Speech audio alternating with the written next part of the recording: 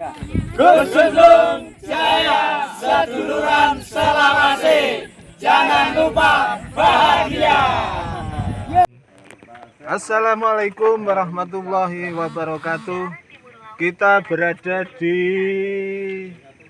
masih di belum sampai puncak Kelut. Kita akan bicara sedikit tentang teman kita yang punya keahlian dalam membuat pupuk kompos. Ya, jadi kita akan bertanya-tanya bagaimana prosesnya, ya, mulai proses awal sampai dengan proses nanti pemasarannya dan teknis penggunaannya. Oleh karena itu kita langsung perkenalkan yang ahli di bidang pupuk, yaitu Pak Joko Susanto. Mungkin bisa diperkenalkan dulu Pak Joko. Assalamualaikum warahmatullahi wabarakatuh, Pak Imam. Tadi kalau bicara tentang pupuk itu berawal dari, ya, kalau kita jalan-jalan di sawah sebagai orang desa, keluhannya petani itu kan sulitnya pupuk. Nah, sehingga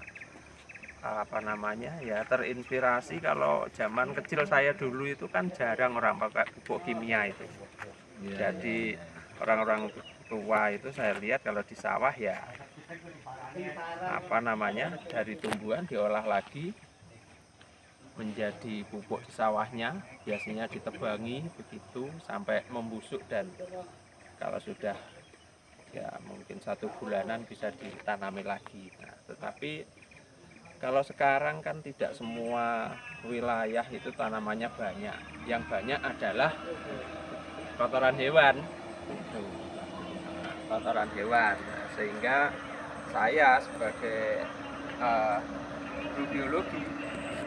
Oh, ini Pak Joko juga profesinya juga guru gitu ya? Ya, kan biologi. Jadi mencoba tidak hanya secara teori di sekolah, tetapi dari materi yang kita berikan di sekolah itu ada salah satu bab atau bagian yang membicarakan tentang mikroorganisme gitu yang berperan di dalam penguraian limbah.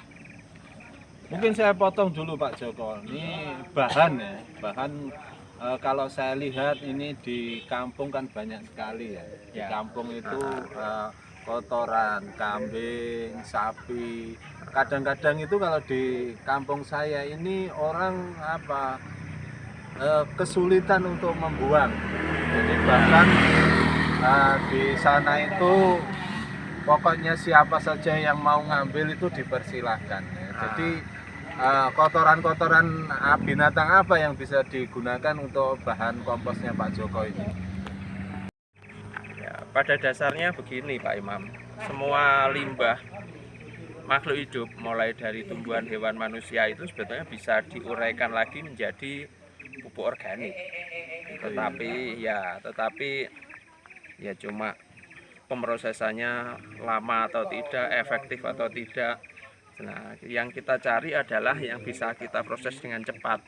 Kalau kotoran sapi itu lama, Pak. Jadi mulai dari dikeluarkan oleh hewannya sendiri itu kira-kira perlu waktu 6 bulan baru bisa diproses gitu. Nah, kalau dari kotoran kambing tidak, keluar itu udah bulat-bulat secara umum, kemudian kita wadahi, kita jemur 1-2 jam dia kering, bisa kita giling lembut gitu. Nah, kalau udah lembut supaya cepat bisa digunakan oleh petani, ya kita kita fermentasi, Pak. Oh, di prosesnya Ya. di fermentasi. Ya, jadi proses fermentasinya itu bisa diceritakan agak detail sehingga para pemirsa nanti bisa lebih jelas untuk bisa memahaminya, Pak Joko. Ya, jadi pada dasarnya di alam itu ada mikroorganisme, Pak. Nah, mikroorganisme itu banyak sebetulnya, tetapi yang kita manfaatkan pada prinsipnya begini. Jadi di dalam tubuh kita, di dalam tubuh hewan atau kambing yang saya manfaatkan itu, dalam tubuh kambing itu ada bakteri itu. Nah, jadi kalau yang kita olah itu adalah kotoran hewan dari hewan, maka bakteri yang ada dari hewan itu kita biakkan. Jadi dari lambungnya atau dari ususnya itu ada bakteri yang bisa kita biakkan. Nah, bakteri yang sudah kita biakkan itu nanti kita gunakan untuk fermentasi dari kotoran hewan kambing khususnya yang kita olah itu. Jadi secara sederhana seperti itu. Jadi kotoran hewan diseleb halus, kemudian diberi dengan bakteri.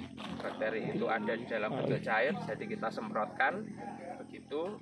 Kalau sudah seperti itu kita tutup rapat hampa udara karena anaerob sifatnya.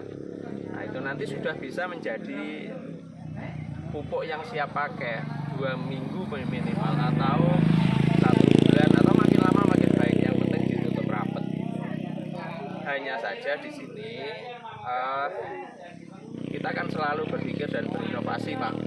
Jadi tidak hanya bakteri saja untuk menguraikan, tetapi kita mengupayakan bahwa kompos yang kita olah itu sebaiknya ya kita pikirkan bagaimana supaya lebih bermanfaat terhadap petani penggunanya. Nah, jadi kalau petani itu mau membeli, kalau dia sifatnya mau pesan dulu, itu lebih baik karena akan kita tanya digunakan untuk apa. Kalau digunakan untuk tomat misalnya, ya kita tambahi bakteri yang sudah kita kondisikan dalam bentuk cair tadi, kita tambahi ya buah tomat dan buah lain-lain yang kira-kira akan mendukung tanaman itu untuk cepat berbuah. Kalau misalnya untuk tanaman tebu misalnya, ya kita kondisikan yang kita masukkan ke pupuk cair itu adalah ya batang tebu yang kita ambil airnya, kemudian kita campurkan di sana.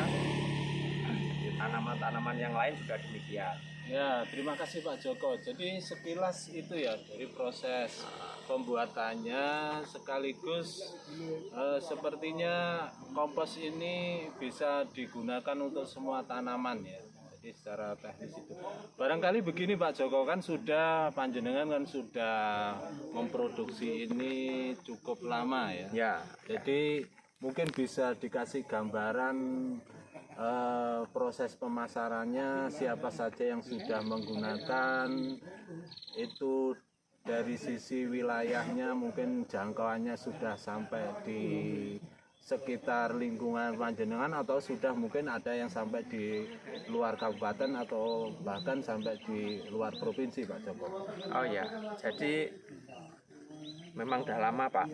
Awal COVID kita mulai, ya tentunya berawal dari yang dekat-dekat. Pemasarannya berawal dari online Pak. Jadi online kita kita upload menggunakan media sosial. Nah, kemudian 1, 2, 3 minggu mulai ada yang mengenal pesan, mulai sedikit-sedikit dan lama-lama banyak. Ya, ini luar biasa ini. Jadi pupuk kandang pun sekarang proses pemasarannya juga online. Sehingga kalau online itu kemasannya berapa kiloan Pak Joko yang bisa? Biasanya kadang-kadang kalau kita online itu kalau terlalu berat nanti ongkirnya kan terlalu tinggi. Apakah kemasannya itu 2 kilo atau 3 kilo atau gimana mungkin yang sudah berlangsung maksud saya? Oh ya, yang sudah berlangsung pemasarannya online Pak, tetapi pada pengirimannya kita masih terbatas, kita kirim langsung. Oh, pengirimannya masih pengiriman langsung, jadi belum pakai jasa JNT, JNE itu ya berarti masih kita angkat belum begitu. Karena yang pesan ini adalah yang awalnya adalah petani-petani bunga, tetapi sekarang semua tanaman pertanian sudah rata besar.